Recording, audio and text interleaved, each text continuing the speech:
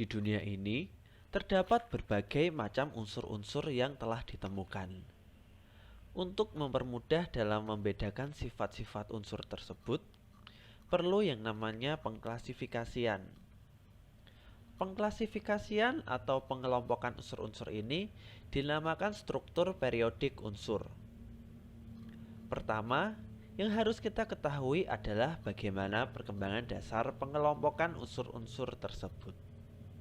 Penggolongan unsur yang pertama dicetuskan oleh Antoine Laurent de Lavoisier. Lavoisier menganggap unsur sebagai zat sederhana dan menemukan 33 zat sederhana tersebut ke dalam 4 bagian, yaitu logam, non-logam, gas, dan zat bumi. Karena pengetahuan unsur-unsur masih sederhana, yang artinya belum ada penggolongan spesifik terhadap unsur satu dengan yang lainnya. Pada tahun 1829, Johann Wolfgang Dobereiner menemukan adanya triad, yaitu golongan 3 unsur yang dapat dikelompokkan sehingga menunjukkan bahwa sifat unsur tengah dapat diprediksi dari sifat 2 unsur lainnya yang memiliki sifat kimia serupa.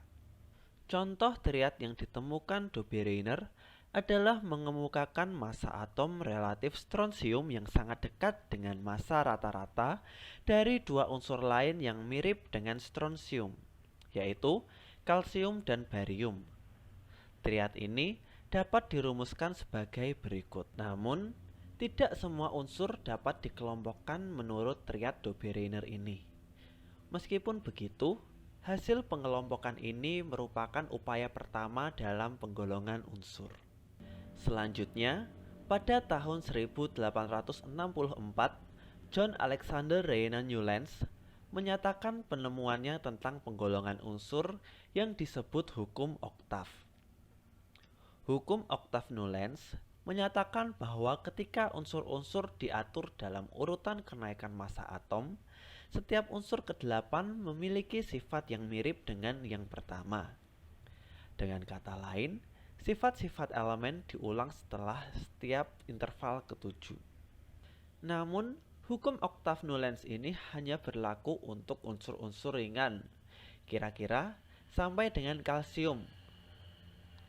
Jika diteruskan, ternyata kemiripan sifat terlalu dipaksakan. Meskipun demikian, teori ini merupakan jalan bagi penggolongan unsur. Perkembangan selanjutnya, yaitu seorang sarjana asal Rusia yang bernama Dmitri Ivanovich Mendeleev. Ia mengemukakan penemuannya terhadap 63 unsur yang sudah dikenal pada saat itu. Ia pun menyimpulkan bahwa sifat-sifat unsur merupakan fungsi periodik dari massa atom relatifnya. Mendeleev kemudian mengatur unsur-unsur dengan menempatkan sesuai sifat serupa di bawah satu sama lain ke dalam kelompok-kelompok, yaitu menempatkan unsur-unsur yang mempunyai kemiripan sifat dalam satu lajur vertikal yang disebut golongan. Lajur-lajur horizontal yaitu lajur tempat unsur-unsur disusun berdasarkan massa relatif atomnya yang disebut periode. Agar klasifikasinya berhasil, Mendeleev membuat beberapa perubahan pada urutannya, yaitu meninggalkan celah untuk elemen yang belum ditemukan dan mengubah urutan beberapa elemen untuk menjaga grup tetap konsisten. Sebagai contoh, Mendeleev menempatkan titanium pada golongan keempat dan membiarkan golongan ketiga kosong karena titanium lebih mirip dengan karbon dan silikon daripada boron dan aluminium. Pada awal abad ke-20, Henry Quinn Jeffreys Moseley menunjukkan bahwa urut-urutan unsur dalam sistem periodik Mendeleev sesuai dengan kenaikan nomor atomnya. Sebagai pembuktiannya, Moseley menganalisis penempatan tellurium yang ternyata massa atom relatifnya lebih besar dari iodin. Namun, tellurium berada di golongan sebelum iodin yang berarti tidak sesuai urutan massa atom relatifnya.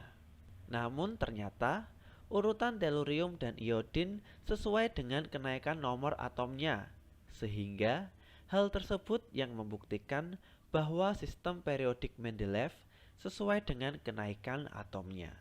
Hasil penemuan-penemuan itulah yang mendasari sistem periodik unsur modern yang kita kenal dan pakai saat ini.